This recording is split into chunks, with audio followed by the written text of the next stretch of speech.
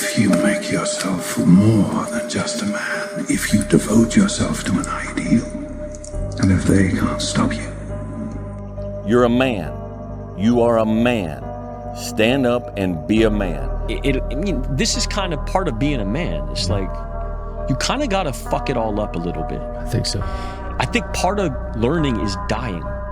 I think part of learning is you got to die a little bit. Because what is learning? Learning is me giving up on my old shit, my old ideas. Those ideas have to die for me to be open to some new shit. And so me learning how to be a better man, I had to die a little bit. I don't play games. I don't kiss anyone's ass. And I'm a real man. And that's regardless of being a fighter, I'm a man. That's why I want to be a man. And if I die, I want to die a man. I don't want to die bitch, little fucking poodle in the street. Every fucking day, I don't feel like doing things that I still do. It's called discipline. It's called being a man. It's not about feeling like doing it. If you only do things you feel like doing, you know what you end up doing? What? You end up sitting around with a belly, drinking soya fucking latte bullshit. That's what you end up doing if you only do what you feel like doing. You have to wake up and say, I don't feel like training, but I must train. I will only drink water. I will watch Tate speech. Go to CobraTate.com, join HU. I will stop being a loser. I will follow the word of Tate. I have a question. That's what you need to do. Can I get Whether it's, you need to do what you're supposed to do, not what you feel like fucking doing. Okay. That's the difference between a man and a fucking child. You do not become a man doing what you feel like doing. You become a man doing what you're supposed to fucking do. The men on the Titanic didn't feel like dying that day. It's your duty. Be a dangerous man. Now, being dangerous is not being a threat. They're two different things. All right? And it's not about going out and lifting weights and getting a bunch of tattoos and wearing leather jackets and walking around with your chest and shoulders up, hulking around saying, I'm dangerous. That's very rarely is that a dangerous man. Often the most dangerous man in the room is the quietest man in the room. I grew up in a culture that told me going to war made you a man. Going to prison, coming back makes you a man. Making $1 million makes you a man, you know, and it doesn't. And you don't know it till you've done all these things and realize, damn, I'm still a little boy. Or been around people who've been there a bunch of times. You know, I don't know nothing about being in war like Kevin, but I know a bunch of soldiers that come back and are still little boys. Can't wait to get back out. I know so many dudes can't wait to get back out, you know. Guys that we know, you know, warriors. But even warriors don't make you a man. That's right. You know. Do you fear anybody? No. If you're willing to fight me, we can fight, no problem. Come and try me, anyone. People think that you should be weak and you should be docile and then you should be a pacifist. He goes, no, you should be a monster. You're gonna get criticized no matter what you do. If you go hard, people are gonna criticize you. If you stay a lazy piece of shit, people are gonna criticize you. So you gotta realize that it's up to you to decide what it is you truly want. And it's up to you to accept what pain you are willing to accept. Because if you struggle and you flounder and you refuse to take responsibility for yourself and become that version that you know you're supposed to become, you will be miserable. 100%. You will have every single regret a human being could ever fucking have in their entire lives. And the flip side is this. You could put in the work. You could put in the time. You could say, I am not going to settle. I am going to become exactly who I'm meant to become, because I know that it's not just going to serve me, it's going to serve my family. It's going to serve my community. It's going to serve my city, my state, and my country. And it's going to create an immeasurable ripple effect of people who know that they can do it too. And guess what? That's going to be hard. But at the end of the day, even if you come up short, even if you don't become exactly what it is you want to become, you will have created so much good in this world that you will not have regrets when you die. I've never regretted working harder. Ever. Not once. And some people are like, on your deathbed, you're like, no, because I lived every moment of my day doing what I wanted to do. Don't follow what most people do, because you don't want the results that most people get. The average person is obese, likely to be divorced, and has less than 1K in the bank. It feels safe to do what everyone else is doing, but it's actually a terrible decision. It's like the best way to guarantee to not have the life that you want is to do what everyone else is doing. Every fucking day I wake up and I don't want to do some shit. I'm like, okay, man, do you want to be a bitch today? Do you want to feel like a little bitch? Do you want to walk around all day knowing that you could, but you didn't? So it's perform without purpose. You have to learn how to get up and do shit when you ain't got no fucking 5K, no 10K, nothing. Nothing exists. Your life fucking sucks. You're in the fucking dungeon. But guess what, man? I'm still going to get it. Because when that time comes, because the time is going to come, when that purpose is there, you'll be ready. When your plan fails, when those bullshit laws get too heavy, when you get knocked down on the fucking canvas, when everything falls apart in your life and your plan is fucked up, what the fuck are you gonna do? There's only one motherfucking option. Stay fucking hard. You wanna know the problem, my friend? The problem is a lot of people out there are afraid of the work. They're scared of the work. But that's okay, because they can give all that work to us. They don't know the outcome of work, my friend. You get stronger. You get better. You get more developed. You never quit. You never give up. You persevere through the work. When fire's coming, are you ready for the fire? No, we're firemen. Okay. We are firemen. Got it, Coach. The heat doesn't bother us. We live in the heat. We train in the heat. Yeah, let's go. It tells us that we're ready. We're at home. We're where we're supposed to be. Flames don't intimidate us. What do? We control the flame. We control them. We move the flame where we want to. And then we extinguish them. It's pushing the water, and there's a jogger, actually. Look at this. Wow. The Florida man right there for you, Blake, jogging in the hurricane. 17. You don't know me, son. Get it. 18. You don't know me, son. Get it. 19. You don't know me, son. Yeah. 20. You got some more in you. 21. Yeah, get it again. Come on, we want to see it. Good. 22. Who's going to carry the boats and the logs? That's you, buddy. Come on, 23. Come on, 24. One more, David. Who's one more to carry the boats? You're going to do it. You're going to do it. You're going to do it. You did it. Yeah. I'm unbeatable. I can't be beat. I had to invent a guy that didn't exist. I had to invent a guy that can take any pain, any suffering, any kind of judgment, or be called whatever the fuck in the world and be able to stand in the fucking room and say, go fuck yourself. I had to build this callous mind, and I built it through suffering. I built it through downright just crushing myself. If it was raining outside at 3 o'clock in the fucking morning, if it was snowing, the first instinct is don't go out there and do shit. My instinct was, we gotta fucking go out there. Anything that was horrible in my life that I would normally say no, that was inhumane to most people, I had to go do it. Get up and go out. As long as you know what you want to do, you wake up every day grinding and just working toward that goal. We started with nothing. So whenever you start with nothing, you always can shoot for the moon. You have nothing to lose. And the thing that happens is when you sort of get something, it's very easy to go into cover your ass mode, and then you become conservative and vote for Ronnie. Listen to me. If you wake up in the morning and it kills you to get in the shower and put your clothes on, get in that car and drive to your job, you hate it so bad, get out. You are in the wrong place. You don't belong there. I'm telling you, you don't belong there. You know it. You know you don't belong there. You're just scared to make that move. That move is scary. So how do you make the move? Do you put it at risk? You walk out. Mike, I gotta say something right quick. Yeah, keep moving me, baby. Keep moving me. I love it. I love it. Listen. People been booing me and down me since I started training. I love it. The more you boo me, the stronger I get, baby. I'm used to this. Y'all can't stop me.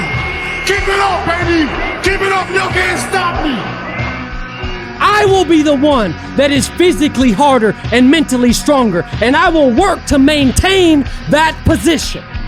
You won't beat me. I don't believe in talent. I'm here because I worked hard my whole life. We're up here because of 4 a.m. We're up here because of 2-a-days or 5-a-days. We're up here because we had a dream and let nothing stand in our way. Just get up, move towards that challenge, whatever that challenge is. And you may be successful and you may not be successful, but you will be better. And I gave my soul to this game. There's nothing more I can give. Nothing. But I'm telling you, it goes by fast. And if you don't give it your all, you're going to regret it. The odds of me getting attacked by a shark are about 1 in 4 million. The odds of me regretting not getting in the ocean, well, that's 1 in 1, brother. I know for a fact I'll be kicking myself all next week if I don't relax in the water at least once, man. Life is about taking risks, facing your fears, being scared, man. I ain't saying go do nothing dangerous, but ask that cutie out behind the coffee counter you're in love with, man. Move to the new city that you've been dreaming of. Take a risk. The odds of you regretting going for it are 1 in however many numbers. The odds of you regretting not going for it, that's 1 in 1, brother. It's gonna be 1 in 1 every time. You gotta go out and live your damn life, man. You know, anything in life that you put your mind to, you can do. The world is your oyster. That's all I tell people. And I really have a grasp of that being that I nearly died. Only thing promised is death. So basically life is like a game. So you have to play the game the way you want to play it. You got to take advantage of this. And that doesn't mean for everybody to be a rapper, for everybody to be a producer. Do what you do to the fullest and live your life. Everything is possible in your life when you believe. When you believe, everything is possible. Let me leave you with some words from Muhammad Ali. Impossible is just a big word thrown around by small men who find it easier to live in a world they've been given than to explore the power they have to change it. Impossible is not a fact, it's an opinion. Impossible is not a declaration, it's a dare. Is that most people think that they put a little effort, they get a little success. They put a little more effort, they get a little more success. They put a little more effort, they get a little, it's not linear, folks. It happens like this. You work, nothing happens. You work, you watch some people fall off, nothing happens. It's hard, difficult, and lonely, you work, still nothing happens. And then, for the people that persist and last the test of time, that overcome the adversity, that continue to do the personal development work, and continue to put pressure and march forward under any and all circumstances, it happens like this. It's hockey stick growth. You just take off. And so if you are in this process, if you are in this long journey and it's hard, difficult, lonely, and challenging, please know it was like that for all of us. The bad days create the story that I'm one day going to tell myself about what I got through. Yeah. You know what I mean? Yeah. Without the bad days, the story would be way more lame. There would be no glory in overcoming anything, because what did you overcome? I never looked at things as problems. I look at them as opportunities. Maybe that's something I can say. You know, someone, well, she did this, and I was, well, what an opportunity you have. Yeah, well, the world, you know, because they did this and Shannon said that. Yeah, well, what an opportunity you have to make a difference, because you never know who's watching. I'd like to let you in on a very important secret I learned when I was about your age, boy. You see, power, real power, doesn't come to those who are born strongest, or fastest, or smartest. No, it comes to those who will do anything to achieve it. I now see anything is possible, and that you could train for anything. There's nothing you can't do. You can't be the best in the world at something, but you can be a lot better than you are at anything you want to put the time into learn. Whatever it is, you could do anything. Listen, for now, put your head down and just work. Ignore the noise, ignore the distraction. Prove to yourself that you can do it.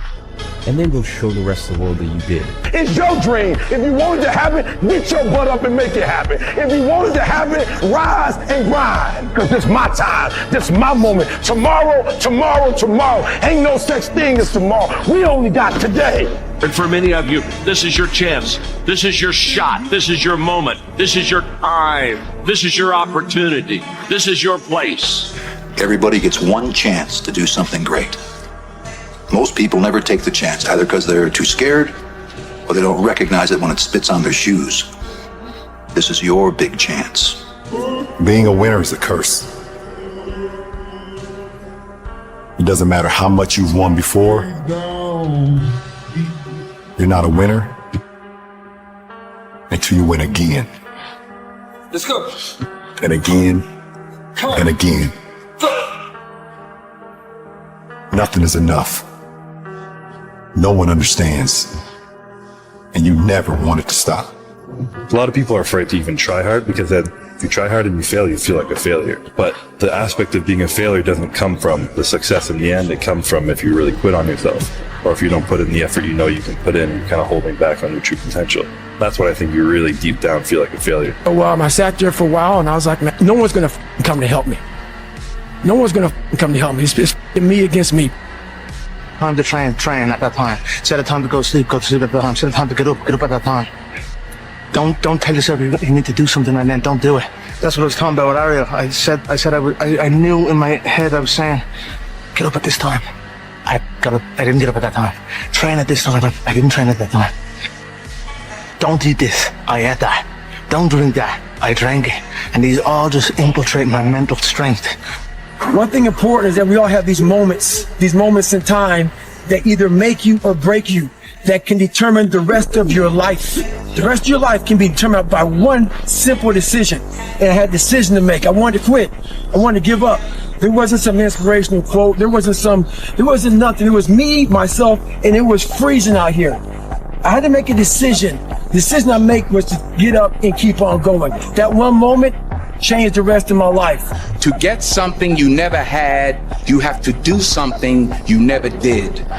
People need to hear this story. This is an exciting story for people because there's a lot of people out there that feel trapped and they feel stuck and they feel like they can't do anything and this is who they are. You're a guy who felt that exact same way, but figured out how to not be that person and be a person that you would admire. What were the first steps? Like, you had some slips before, right? Because you quit because of the water thing. Right. But then when you went back the second time and you decided you're going to lose all that weight and you quit that job, was it just straightforward from there, or were there some days where you just failed and then you picked it back up again? So my first run, when I decided to lose the weight, I was, like I said, 297. I was about 32% body fat. And my idea was to run 4 miles for my first run. I didn't know how bad it's gonna fucking hurt me. I used to run before I was fat, and I was like, I can do this. I ran a 1/4 mile and walked home. I walked home and sat on my couch and cried. I went to my mom's house, who was about maybe 20 minutes down the road, and cried again in her couch, saying, man, I can't do this shit. I don't know what I'm gonna do. I just got somebody pregnant. My life was just, I was making $1,000 a month. My rent was $810 a month. And my mind just kept fucking with me.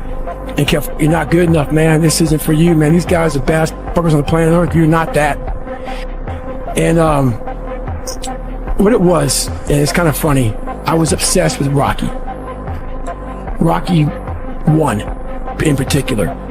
And when I was a kid, I'd come home every day and I watched this fucking show, Rocky.